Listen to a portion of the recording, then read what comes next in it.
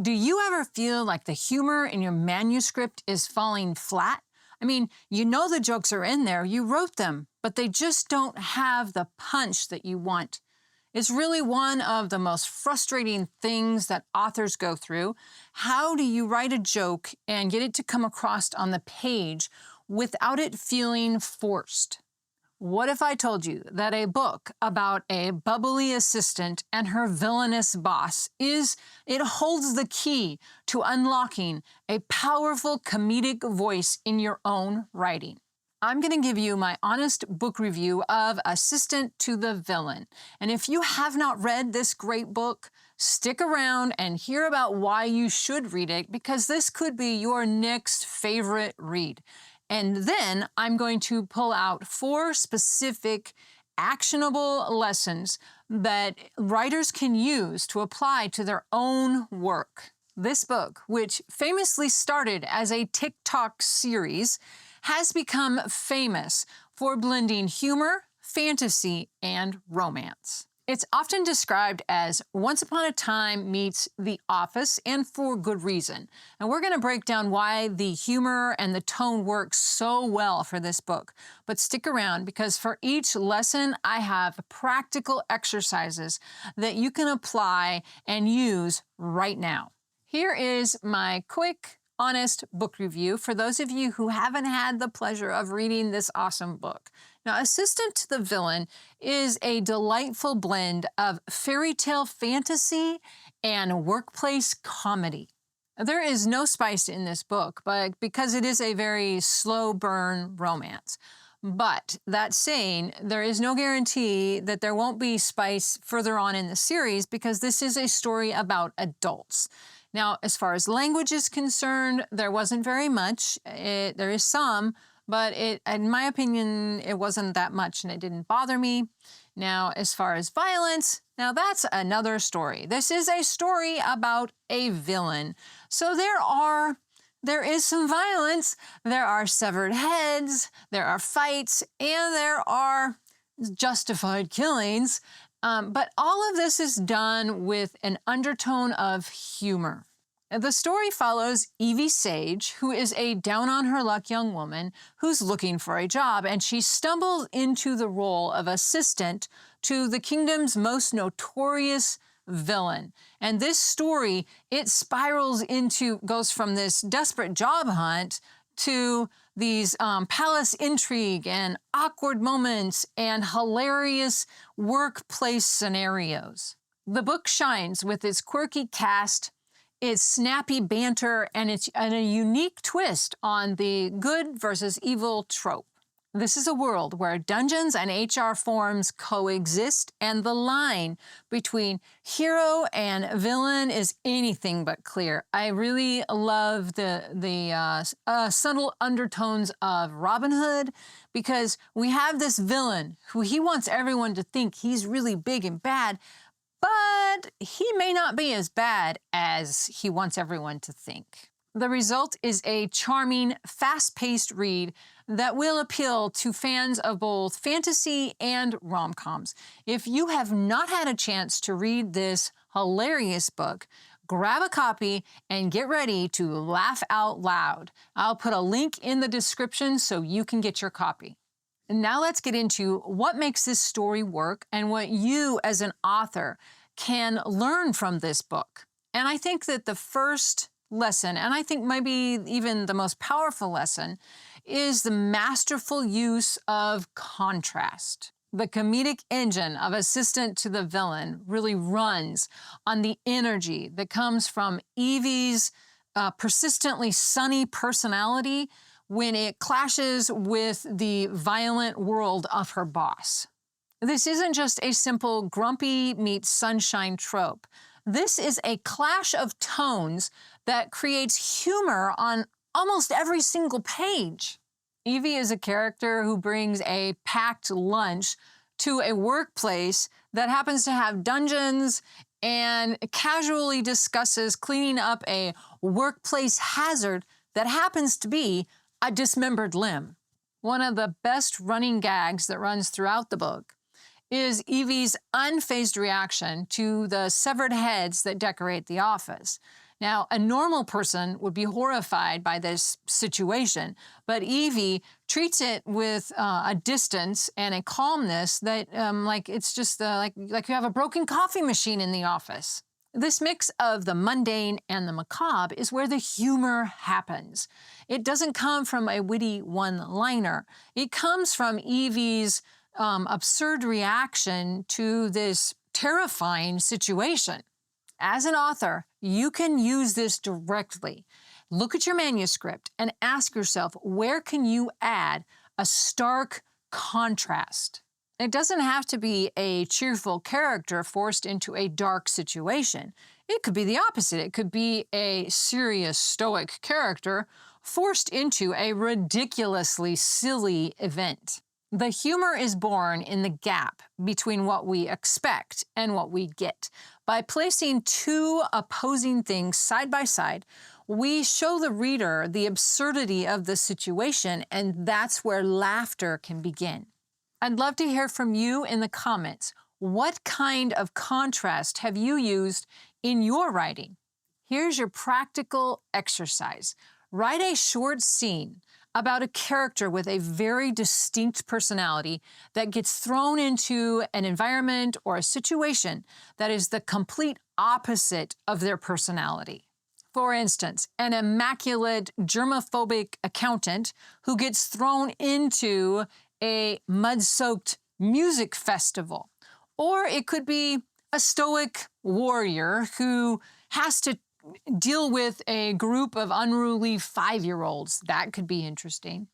Don't focus on writing jokes. Focus on the internal thoughts of the character and their deadpan reaction to the chaos that's around them. You will find that the comedy and the humor arises from the contrast. Remember, you have a purpose, your story has a purpose, and I'm here to help you write your story and change the world one life and one story at a time. The second lesson is all about the power of being subtle. Now, a lot of the situations in Assistant to the Villain are pretty wild, but they are delivered in a deadpan, straight-faced fashion. This is the art of deadpan and dry wit, and by refining this and using it, you can make your humor more honest and sophisticated. The villain himself is a master of this. Now, this is a character who is surrounded by evil plots, and yet his funniest moments are his underreactions. He might deliver a bone-dry comment about the proper way to dispose of a body, or he might make a sarcastic comment about the incompetence of his minions, and he does it all with a completely straight face. This understated delivery makes the humor hit that much harder. Now, Evie's sarcasm is also a very powerful tool. She makes witty, often sharp remarks about her absurd job, but she says them in such a matter-of-fact tone that it makes them even funnier. One of the best exchanges happens towards the beginning of the book when Evie and the villain first meet. And Evie says to the villain, "You can't kill people and be pretty. It's confusing." And the villain, he just, in the middle of this really intense exchange, says, "You think I'm pretty?" The humor isn't in the situation, but it's in the deadpan way that he focuses on his vanity instead of the situation. It really runs contrary to what we expect of the deep, dark villain that we're supposed to be being introduced to. As an author, you can use this to add layers to the tone of what you're writing. So instead of having a character state an obvious joke, have them state a ridiculous fact as if it's normal. This technique trusts the reader to get the joke without spelling it out, because dry humor is really about confidence. It's about writing a line that's funny because of its context and serious delivery, not because it's shaped like a traditional punchline. For your exercise, you are going to draft a dialogue between two characters discussing something bizarre or horrific. But the catch is that they have to discuss it in a mundane, professional, or even a technical way. Imagine two city workers calmly discussing how they are going to remove a crashed UFO from the middle of the city. But they got to talk about it like, what are they going to do with the paperwork and the disruption to the traffic flow? Discussing something that's bizarre in such a mundane, professional way adds to the humor of the situation. The next lesson is balancing dark themes with whimsical elements, because writing a story with dark themes is a balancing act. If it's all doom and gloom, you risk burning out the reader. Now, Assistant to the Villain is a perfect lesson on how to write the dark themes, but injecting those whimsical and light moments that keeps it from getting too dark. The book is filled with these little absurd moments that cut through the darkness of the story. For example, the world has these fantasy creatures and these quirky side characters that are accepted as normal. And in a world full of treachery, this absurdity inserted into that is genius. These small fairy tale-like details remind the reader not to take things too seriously, when the stakes are really high. This technique is all about tonal balance. Now, by inserting those fantastical or fantasy elements, you give the reader a break. And what it does is it lightens the mood without taking away from the central conflict. These whimsical elements, they act sort of like a pressure release valve, and it can allow you to explore darker themes, but still keep things fun. The key is that these whimsical elements, they have to be part of the world, not just tacked on. And it's really critical that the characters in the story, they look at that and they act like it's just part of normal life. Here's how you can apply this to your writing. Look for opportunities or chances to add something unexpected or absurd. This could be a strange mythical creature or an odd side character with a very odd habit, or it could even be a piece of tech that misbehaves.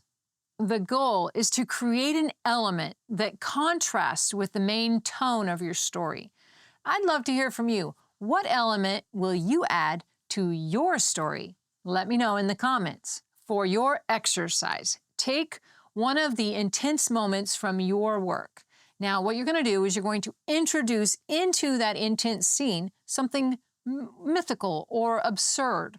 Now, perhaps you're writing an intense space opera, and one of the spaceships has a captain who maybe is a hyper-intelligent golden retriever. Write a short scene exploring how this one thing changes the tone of the story. How do the other characters react to this absurd presence? And how does it offer a moment of maybe some humor into a serious situation?